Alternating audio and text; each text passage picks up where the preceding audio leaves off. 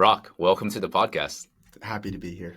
Well, for our audience, Brock Locnikar is a linebacker for the Harvard college football team, and I believe you're also the first, if not, or one of the first Harvard college students on the podcast. So for our primarily perhaps HBS affiliated, but also other schools at the graduate level, we're excited to share a slightly different perspective for students at the undergraduate level. Hopefully I'm a good representation, because if I'm not, they may get mad at me. All right. Well, let the undergrads decide you represent the Harvard College image. But let's dive right down. And I think what is really unique from your perspective, and for a lot of students, people who aspire to go to college, sports is a very big part of college life for many universities, especially not maybe on the East Coast, but across America is such a big thing, and college football is such a part of the American identity, right? For yourself, I think for the audience, it would be interesting and really insightful to learn a little bit more about the life as somebody that's a college football student and one at Harvard University. So let's dive right in. Let's tell us a little bit about day in the life. No, absolutely. So first of all, just having the opportunity to play at a historic place like Harvard. I mean, this is the school where the first forward pass was ever thrown due to our stadium size. I mean, just to be able to participate in a place with such greats that have been here before is just an awesome experience every day. But, basic things, waking up every day, making sure I got to be on time. So it's really an interesting kind of a dichotomy, kind of bridging being an athlete and a student at the same time. Especially a football player, given kind of what's necessitated from us. So I've really enjoyed it so far. I'm kind of an old head now in the team. I'm one of the older guys. Next year will be my 5th year, which is crazy to say. Time has flown by. But I think it's been an awesome experience, because not only has football obviously helped with my athletic and physical capabilities, I think football for me, the biggest thing is it's really more than just a game. Mm-hmm. Waking up every day, being with the same group of guys, like anything, like a team, we get sick of each other, but at the end of the day, we have to go out and we have to perform. And being able to work together through injuries, through anything that's going on, just to be able to show up and participate with some of my best friends I think I'll have for life.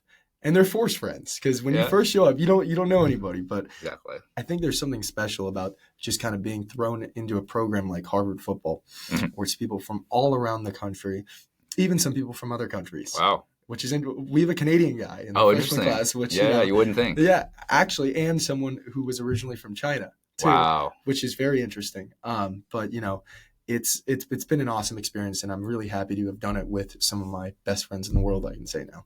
Absolutely. Well, let's break down a little bit for our audience, what is like perhaps for the physical piece of the requirements to play football at the college level. What is kind of like a routine that, your coach, your team is required to do on a daily, weekly basis throughout the year that keeps you in, shape, keeps you to performing at the level necessary?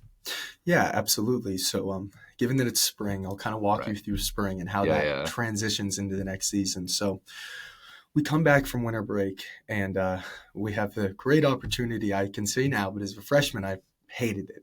Yeah. Waking up every day at 5 a.m., being at practice by 6 a.m. And if there's any Harvard football guys knowing this, they'll know, love, and hate this term at the same time. But Harvard football time, everything is 15 minutes earlier than what's stated.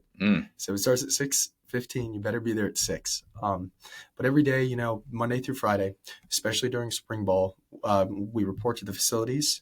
Usually we rotate between strength training and field training every day. And we have an amazing staff that pushes us, guides us.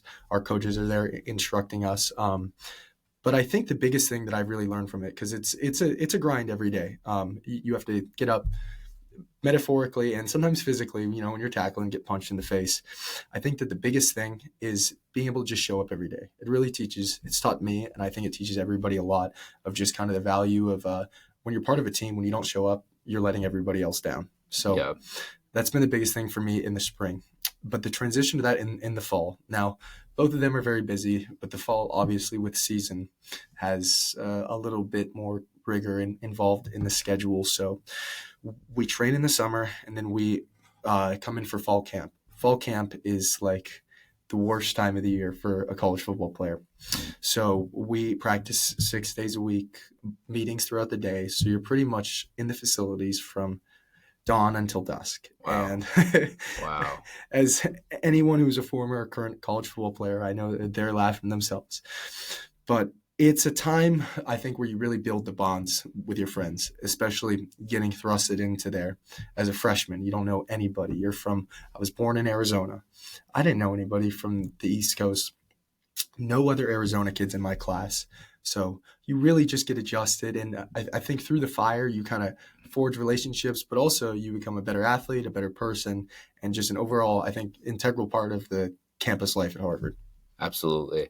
And it sounds like there's so much going on, especially in the fall. What was it like your first year, right? Because you started in the fall. Yes. So what was the freshman experience like, having just, started at Harvard College, but at the same time you're thrown into the first season, right, starting in the fall? Yeah. So my true freshman year was a little strange. Right. Yes. COVID. So we actually didn't have a season. But that didn't stop the coaches from us having practice every morning. Interesting. So, and I think I can vouch for a lot of the guys saying that was probably the worst time ever because having practice without ever having a game to look forward to or to get a break from the monotony of practice is tough. And one thing that was really special about my class, the class of 2024, now I've kind of, and I'll go into this later, but I took a semester off. So now I'm 2025 winter or 2024 winter. It was just the freshman class that was here, which is super interesting. So it was just us. It was just my class. And I think although, there was a ton of restrictions, it was really hard for me to transition from Arizona to being in a place where I really couldn't socialize. And the rigor of Harvard's academics paired with football every morning was extremely tough. But I think as a group, we all got through it together and forged relationships that I think can last forever. So it was a blessing. I have great memories of it. If you asked me to do it right now, I'd say, get out of here. Yeah, absolutely. Well, let's dive a little bit into kind of for the football team itself and for yourself, you, I assume, played football in high school, right, Yes. before as well. And how was it like as a sport for you to grow up with, right? Like what was kind of the steps for you that led you to, dedicate a decade of your life, perhaps roughly, to the sport? So that's actually kind of a great segue, William. So I had kind of a strange football path compared to, I would say, the kind of cookie cutter approach that a lot of the other athletes had here, especially. So I actually didn't start playing until I was in the 8th grade, which is very late for football. I spent my childhood actually doing combat sports. So I was an MMA fighter since I've been boxer, MMA, jiu-jitsu since I was 5. So there was just a part of me that always loved combat sports. And kind of going into middle school, I started really focusing on wrestling. I continued to compete throughout high school. I was able to win a state championship my senior year, so that was kind of icing on the cake. But what happened was one of my friends back home, his dad was a football coach in the 8th grade. I had no plans of playing football. Of course, I was into wrestling. And I told him, I said, you should come wrestle with me. Only if I play football with him, though. So I picked it up, actually at the hesitation of my parents, which, you would think it doesn't make sense, but football has much more injuries than a sport like wrestling or fighting, which, sounds counterintuitive. But so I tried out football. I happened to be really good at tackling people. All right. And, one thing led to another, and it came on my junior year. And it was just it was a smooth transition, but it was abrupt. I had always planned on wrestling in college. I had been wrestling forever, and wrestling was going well. But football recruiting picks up a lot faster than wrestling recruiting, given just the amount of Division I football programs and the amount of spots they have available. So, offers started coming in, but ever since I was a kid, I had wanted to go to Harvard. So once I got a Harvard offer, I didn't tell the rest of the coaches who were recruiting me, but I knew where I wanted to go. Absolutely. That is really interesting. And I guess like you mentioned, right, it's not necessarily the cookie cutter approach. And, for families, for people that are dedicated to the sport, and even many other sports too, right? They started typically very early. What is the traditional approach for someone, was a kid or a younger kid maybe watching this? What is the traditional approach to be able to recruit into college football? What is kind of like growing up? What is the steps that you would say is more typical?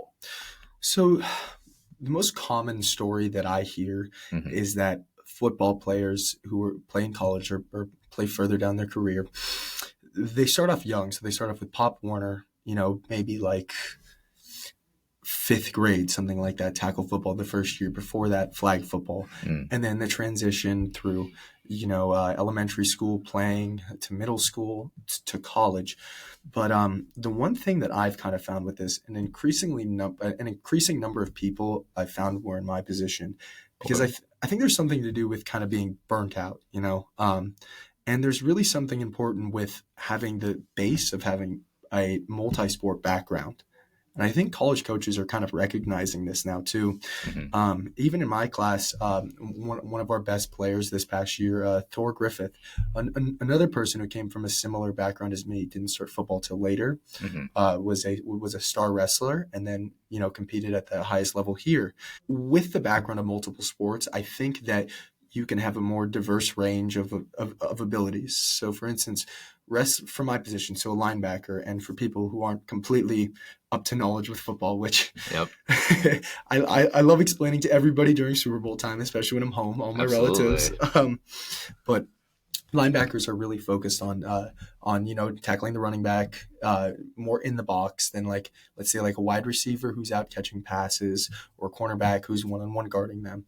I'm really looking for tackling the running backs and the quarterbacks, and a little lighter on the coverage side. But for me, as a wrestler, for me to be able to get off blocks and just the leverages and the mental toughness that I learned from both fighting and wrestling as within my youth, I think directly translates to football, which I think more and more nowadays we're seeing this kind of seamless transition from other sports to football. And it's not just, although I'm talking more about my experience, there's people who are gymnasts or basketball players in their youth, and I think that there's special things that are really focused on in those sports Right. that can make a direct impact. That if you just played football your whole life, can be really Mm. kind of sped up with those other sports. Absolutely. That's very interesting. Uh, let's talk more widely about sports in Yeah, college. It is, still a very big part of college life. And for many college athletes, you get a scholarship, you play, but you spend it's a lot of time dedicated to this.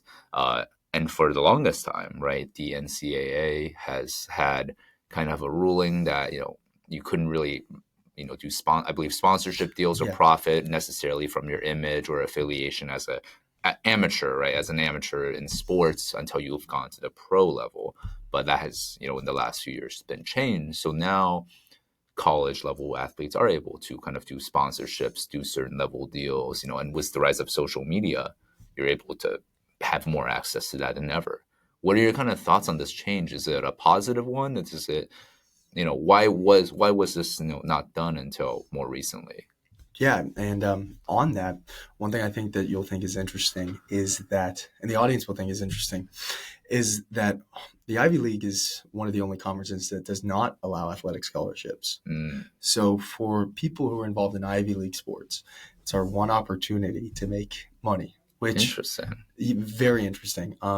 And because it's difficult, and for being an athletic conference that doesn't, once you go to school here, the football program or any sports program doesn't have anything tangible to offer you. And I think that's what makes programs like ours so special. Is because everyone who's here wants to be here, which is something really beautiful, I think.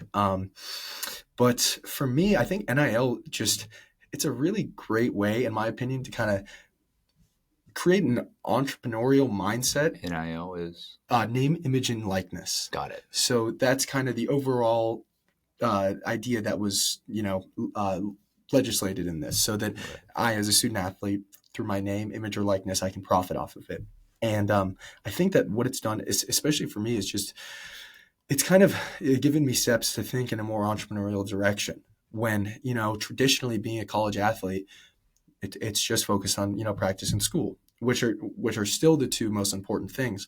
But it gives you this separate avenue to think kind of creatively about Yeah. things that are important later in life, like creating a brand, appealing to sponsors, being active on the newest platforms that are out today, trying to reach an audience. And I think it has a direct rollover to right when you graduate, because you still have the audience that if you're chasing NIL as a college athlete, once your career is concluded, NFL or not, you've developed some sort of audience, or you've gained some sort of brand recognition, or at least knowledge of the sphere of entrepreneurship and what these companies are looking for, or what you could be looking for as a entrepreneur to get your product out there. So I think it's been beautiful in that regard. Although the one thing with NIL, and we don't get it here in the Ivy League, Okay. is at these bigger schools.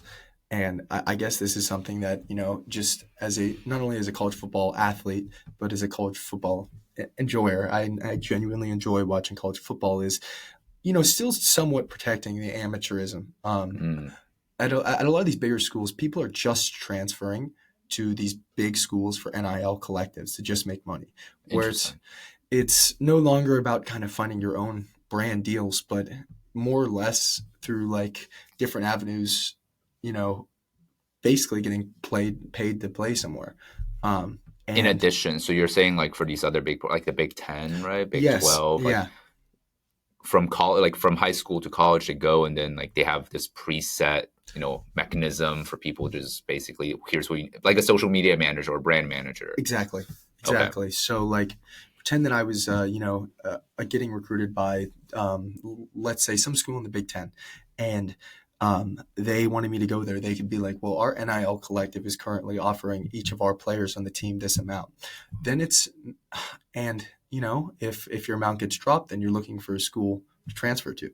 So I feel like it's a really touchy subject, just because, the nature of college football is to enjoy the amateurism. But then the kind of other side of that is like, it's you don't want it to become just a stepping stone to the pros. There's something really beautiful and special about student athletes who wake up every day, who have to combine their lives together. We're full-time students and full-time athletes, so just the ability to show up every day to both of those avenues and do our best, I feel like could be taken away by NIL that's kind of out of control. That's really interesting, and like it is actually really interesting that the Ivy League has this really big distinction. So like so students aren't given scholarships like Yes. other schools. Like if you're recruited as an athlete, you get like everything covered essentially, which many other schools that are much bigger on sports do.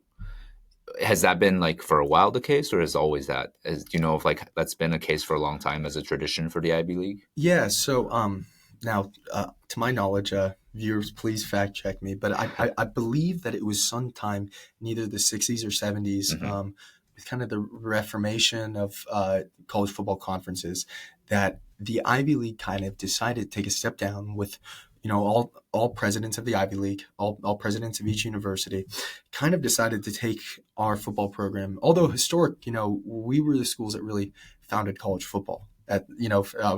Although Princeton, Rutgers, the first kind of, I think Harvard Yale is still the best rivalry. Absolutely, I mean, it's the biggest rivalry in terms of the best colleges, right? They took it to a different direction.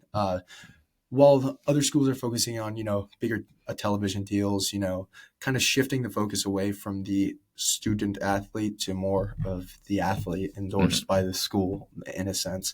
The Ivy League really decided to, focus on our dual role. And with that, they took away scholarships. Now, at one time, maybe a long time ago, scholarships were a thing, but not for the anywhere in the like contemporary past.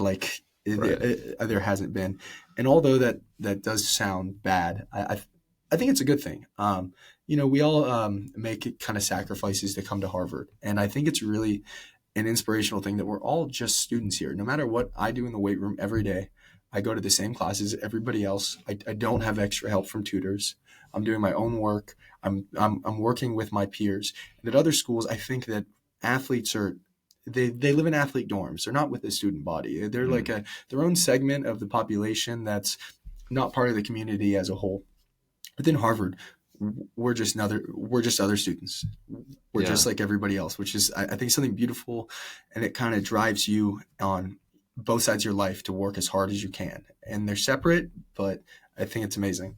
Absolutely. I mean, I think this wider conversation, especially in our generation. Well, like I'm millennial, you're Gen Z, but yeah, the younger folks, we have this wider conversation around the role of sports, the role of college sports, especially.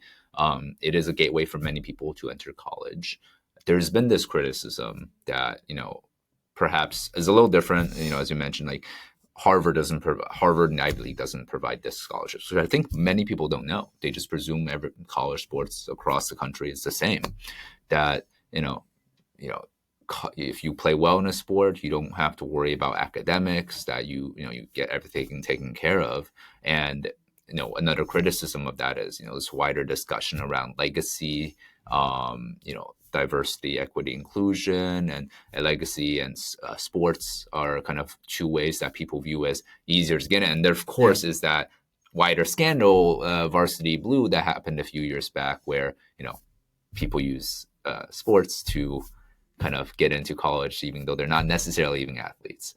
What are your kind of thoughts on the role of sports as a way to enter college education? Should it be, a pathway to, or should it be like a supplement to kind of getting in the regular way, perhaps? Like, what is that kind of thought process for you and for many folks now considering sports for college, and they're maybe in high school now? Yeah, and I actually think that brings up a great point and kind of the overall idea of college.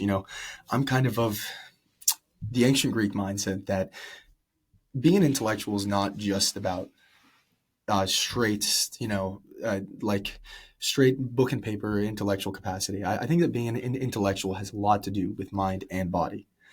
And one thing that I've noticed about sports, and while not everybody has to have that kind of split between the two and a combination of, but the thing with sports that I think it does is it really brings a diversity of thought and a diversity of how we handle things. As athletes, your brain is kind of wired a little different.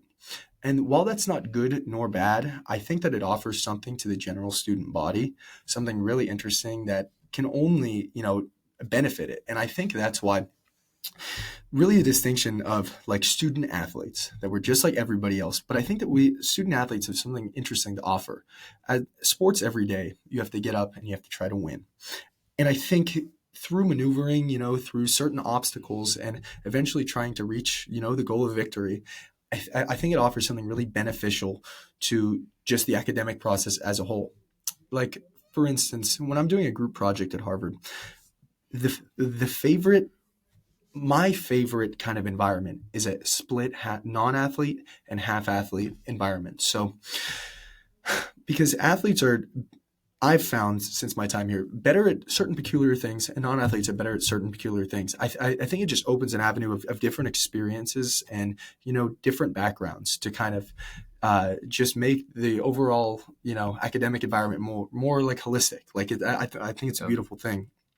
But kind of on the topic of like, should athletics be a method to, get into university or, with legacy admissions? So the one thing that I'll kind of say to you in the audience with sports in general, especially sports, and I'm going to, because my background is more with sports that are traditionally performed in high schools. So like, let's think like wrestling or football or basketball. What these sports offer in themselves is a diversity and equity.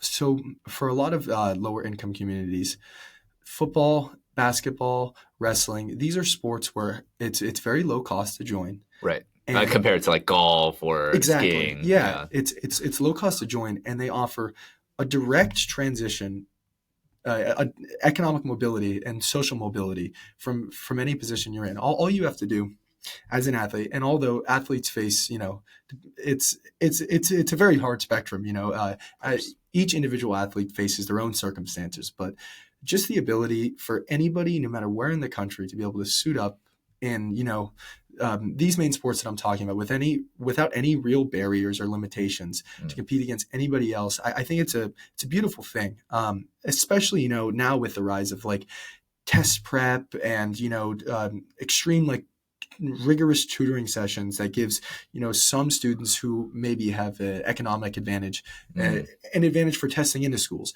I think athletics gives a really interesting holistic kind of addition to the student body, to where there's kind of a piece for everybody. And I think that's what's so special about Harvard that I don't see at a lot of other, more technically focused schools around the country. Is Harvard, there's people who are good at everything at Harvard. There's, Yeah. I've met people who are expert musicians, the smartest musicians I've ever met, people who are into the arts, people who are just straight academic weapons, to say, Absolutely. at the least, but then also people who are athletes. But at the same time, while all these students are very different and it's a diverse range of minds, they have to wake up and go to school in the morning and do their extracurriculars. And I just think that I've learned so much from the student body since I've been here. I'm a completely different person when I first enrolled in here, and I can really only give thanks to the shape that Harvard was molded into by whoever bright mind thought this was a great idea so ever long ago. I'm grateful to them. Absolutely, absolutely. Well, yeah, let's touch a little bit on your life beyond, football itself. You're, like as you mentioned, you're about to graduate this next year. For many people, Harvard is, again, this big institution within the American psyche. We have movies about it. It's appeared in the minds of Americans as this very elite, but also very mysterious institution. So I would love to, beyond sports, also walk through a little bit about what it's like as a student here at Harvard University. I think we can go started with living, right? Harvard University has this house system. After your freshman year, you're sorted into these houses, a little like Hogwarts. But what was your experience from your freshman year, as a freshman, to moving to your house, and kind of the experience of this house system that's fairly unique, that isn't at a lot of other colleges? Yeah. So I guess just starting off kind of with my freshman year, being from Arizona, I never went through the not traditional, but historically traditional avenue of, Northeast preparatory schools, which, gives kind of a lot of our student body a simple mirror of what like the Harvard undergrad would be like to some degree. I went to a school in Arizona. I went to a Catholic high school, a good academic high school, but, still, a step kind of behind, Arizona, not the best for education. So when I first, hopped into Harvard, I'll never forget like my first week, like imposter syndrome, totally. And really just attempting to acclimate. And what I found from that is just the most beautiful experience. Like now, like looking back, like, I got after it right away, never let the GPA slip. Awesome. But I think something that was just beautiful is just everyone from around the country going in the same class together every day, working hard no matter what high school you went to. And I think with just a little hard work, everybody kind of rounded about the corner. And, that's why we have had a successful, student body so far. Very high graduation rates. Everyone's doing well. But the thing that was tough for me my freshman year was COVID. So COVID, I lived in the yard, very low social contact that freshman year. So other than football practice, you went back to the room, you had food delivered or not delivered. You had to get your own food. Mm-hmm. And then, that's it. So you walked to Annenberg, grabbed your food, went back to your place. That's the amount of social contact that was allowed, social distancing. So I got pretty tight with my roommates, which was really nice, especially, freshman year. But it's hard to be with somebody for 6 months straight. Totally. So after being kind of, going through that, not the best Harvard experience, didn't really see that much Harvard. The fall of my freshman year, all the freshmen got sent home. So I went back home did online Harvard for another semester. But I think this was great because it helped me just really focus on academics, taking a step back from football for a little bit, which Yeah. a unique experience for my class. Upon returning, I got Elliott House, which is so nice for me because I'm if the audience doesn't know kind of location of the houses, Hmm. I'm right across from the river. Right. Totally chance. It's a lottery system, so I literally just walk probably like a tenth of a mile to practice every day. And yeah, it's the college football stadium is on this side of the river. Yes. And so it's, I know, in the, if you weren't so lucky, perhaps as a football player, you would have been in the quad, right? Oh Which would have God. been much farther away. Yeah. I have some unfortunate friends who got the quad, and Yeah. you definitely need a nice scooter if you get the quad. Around. Yeah. Yeah. But no, I got really lucky with Elliott House. It's a great community in itself, and I think that's something that is genius that Harvard kind of constructed is the house system. Is we're a little community inside a bigger community. I feel like we all kind of know each other. I'm in the dining hall like every day studying, so it's pretty special to be around. Just it's like living in a big co-ed frat house. That's like the best way that I put it. Yeah. Probably without the partying, but like Yeah. still a really good time. Just be able to meet everybody. Absolutely. And, you know, do you, as a college student, as you mentioned, you don't get to pick this, right? What is kind of unique now you're thrown in, like the culture of Elliott House versus perhaps some other houses? I'm sure they've all have some unique histories, Yes. some very influential, famous alumni that have made their mark afterwards. And but for Elliott House, what is the uniqueness that you would say of living there, perhaps that differentiates versus Winthrop versus Quincy, etc.? So I guess I'll start off with the kind of unfortunate uniqueness of Elliott House, and I bet some of the audience knows what I'm kind of referencing with this. Before I say it, is the Unabomber actually lived in Elliott House, so that's Oh, kind of our most famous person, infamous, unfortunately. yeah. Infamous person. So that's interesting, but And does someone always get the room that they were in, or do you know that? they do, but I don't know what room number it is. Okay, that's fair. I'm sure they don't. It could have been me, but I hope You never not. know. Yeah. My room last year was a little, iffy. So Yeah. but no, each house, especially in the past. So kind of now this could be incorrect, but I believe in the past that it was not random. So a long time ago, I know that Elliott House kind of had. I know each house kind of had their own reputation, but since being randomized, I think is a good choice. Yeah. Just because, like everything I'm saying, it lets you meet everybody, which I think is so cool. And although being forced to be with people all the time can be a negative, I think just being here, being with these people all the time, although forced, is super positive because you learn how to be friends with everybody, which is amazing. Absolutely. Yeah, I mean, like you've been at college now for 4 years or so, and you're about to graduate this upcoming year. COVID has obviously impacted your experience, but beyond football, beyond the classes, what have you been doing as kind of a focus for your professional career, especially now that you're about to graduate? Yeah, so like the biggest thing that I would like to kind of touch on is I definitely have like an entrepreneurial mindset. So it's always been something that I've just been very intrigued by. And since coming to Harvard and even before Harvard, and I'll touch on this a little bit, like the current dynamics that could need fixing has been Okay. something that being like social and environmental, some of the big systemic problems that we have. Yeah. These are things that I've always kind of thought of like disruptive and innovative ways through all, as I'm obviously not part of the government, through private measures what to take. So starting off my freshman, or before my freshman year coming in here, I got to compete in in the Arizona Social Impact Business Challenge, which was super interesting.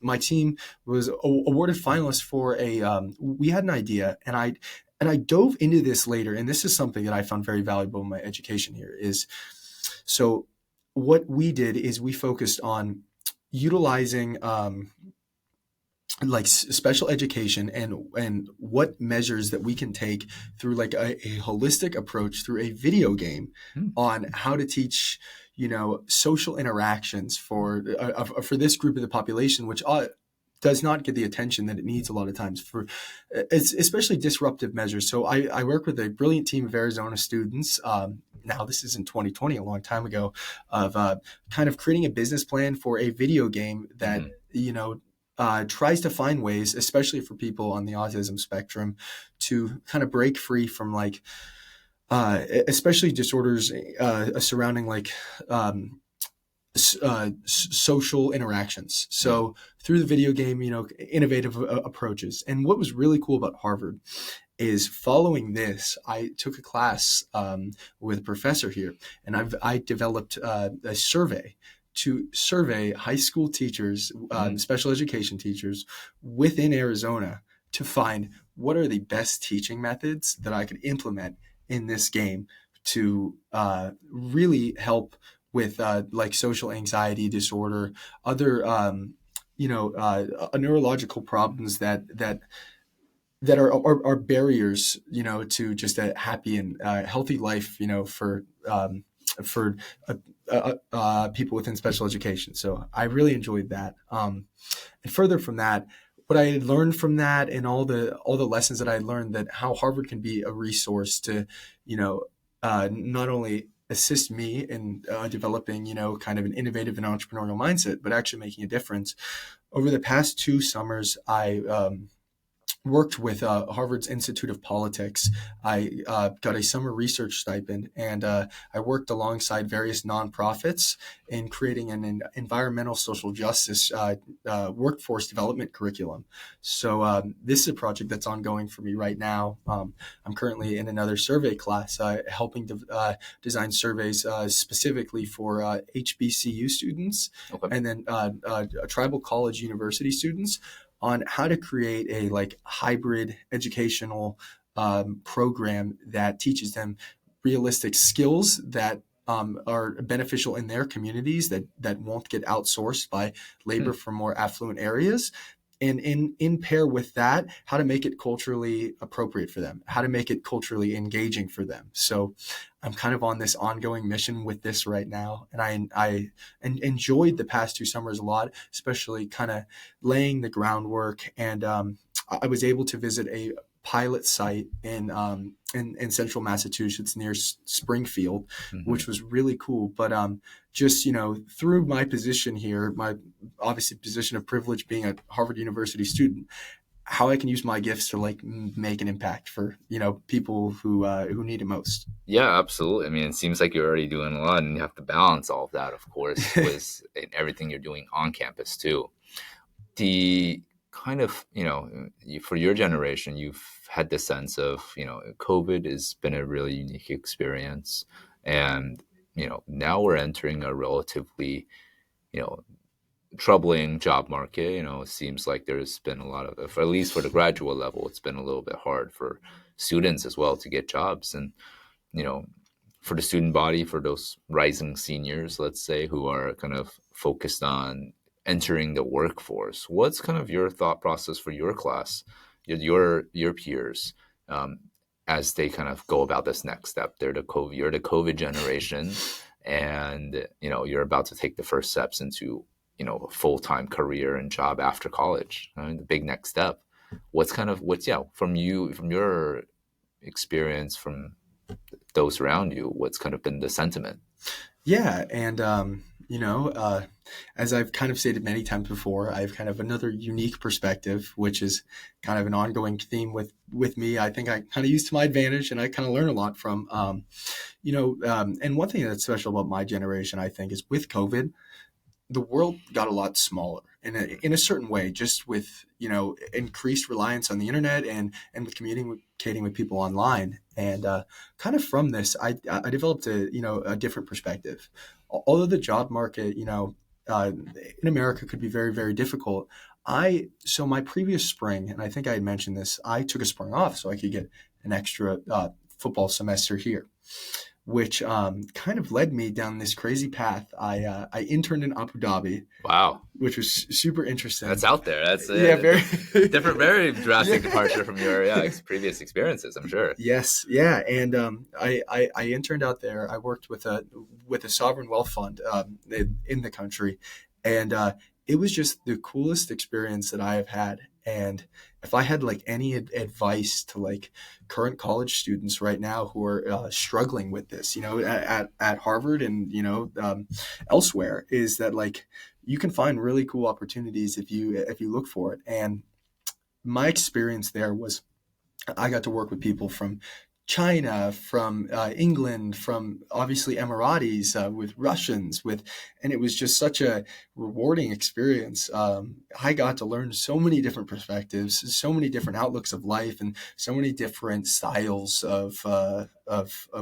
work. And I mean, aside from the literal, you know. Knowledge of the workforce that I was within, I think just like the overall perspectives that I was able to kind of gain being in the UAE, obviously very different than both Arizona and Cambridge, and definitely hotter than Arizona, I can say, which I was very surprised which is very by. hot, to begin with. But I think just for my class, and I don't think it's just me with this, and when I say my class, kind of the post-COVID generation, is to use our unique, temporal position within this weird time to look for opportunities that are outside the box, because I've enjoyed the heck out of it. That's awesome. Do you get a sense of, traditionally, a lot of college students aspire, a lot of them, especially from Ivy League top institutions, will go into, consulting or finance, very traditional, very well-paid paths for their career. You yourself are more entrepreneurial, as you mentioned. You want to take definitely experiences in different fields that aren't necessarily just traditional tried and true paths. Do you get a sense that is changing for kind of students now, seniors, the next few generations, graduates entering the workforce? Do you feel it's still very much prevalent to have this kind of more traditional path of security and prestige, perhaps? Yeah, and I'm kind of with this because obviously the place that I am most often is the football locker room, and we have talks every day just about ideas, different avenues, and I definitely, even from the senior class when I first arrived here to right now, I've noticed a big shift towards people searching for innovative ideas. And it doesn't have to be like a completely, strange career avenue, but even just small things.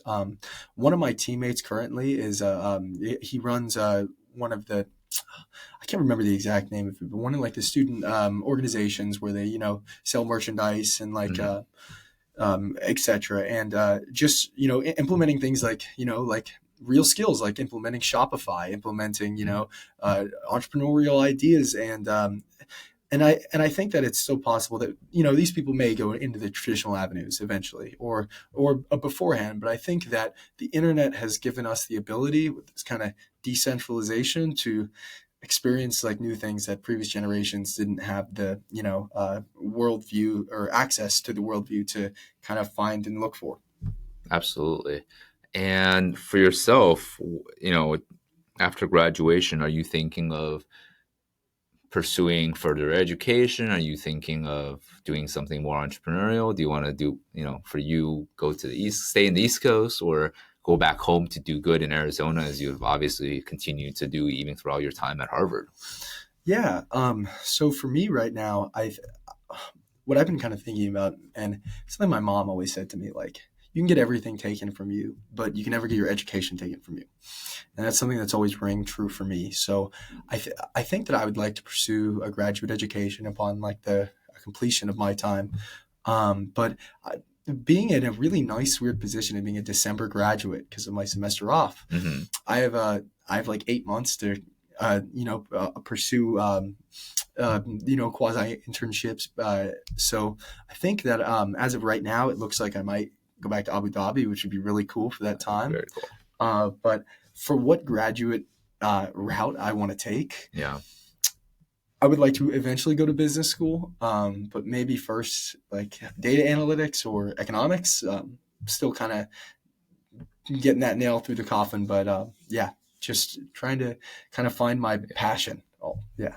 Absolutely, that makes sense. And certainly, business school isn't something you need to. And most people don't go straight to business school from Yeah. undergrad. You can certainly do the 2+2 option, which will give you the flexibility to decide ultimately if that is something you want in the future. And I'm sure Harvard Business School would be a top choice for yourself. And I'm sure you'd be an excellent candidate. All right, well, let's dive into kind of the last bit of kind of this segment, which I think is, for yourself, you know, it is very different to play sports. And for you to have had this unique experiences, what is the mindset for you kind of to have persevered, to have done all these things? What is the mentality that you take ultimately to kind of achieve success in your approach to life? Yeah, and I think that's kind of a great kind of point. So the thing that I always point out is it's not always the outcome that matters. And when I was in high school, I would never have said that. I would have been like, "What are you talking about? It's about winning." Since I've been here, I've dealt with some serious injuries while I've been playing sports. But I don't think that's what Harvard athletics or college athletics should be about. It's not always about the outcome. It's about, and I'll give an example. So this previous season, I dislocated my kneecap, and it really put me out for most of the season. But my own personal victory was being able to come back the last 4 games and play, and just make it out in the field and play. And I think that that's the mindset that you have to have. You will be, and everyone has dealt with like peculiar challenges, but being able to deal with those and then go back and attack again and try to make a difference, not just for you, but to do it for those around you.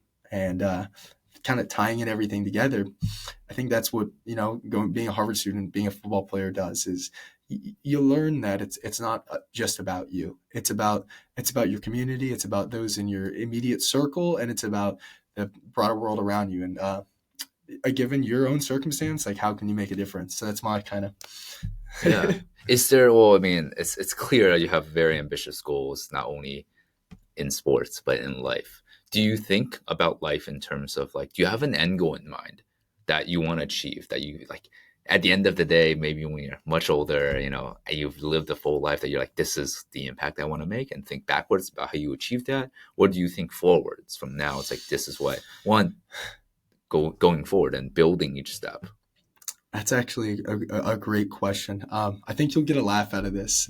The one goal that I have is I want to be when I retire, I want to be able to commercially fish on my own boat every day. That's I'm a big fisherman, so if I could just mess around and go out with my buddies every day, that's my own personal goal. But for a goal for making an impact, it's really difficult to say. Now that's a difficult thing to say. Just I guess just wake up every day and try my hardest to take each day at a time. Don't look too far in advance, and just every day just try to focus on doing good and working my hardest. And I think if I do that, then something cool will unfold in the future. Absolutely. Well, I think those are words to live by, Brock. Well, thank you very much for being on the podcast. Of course, this was a pleasure. Thank you so much.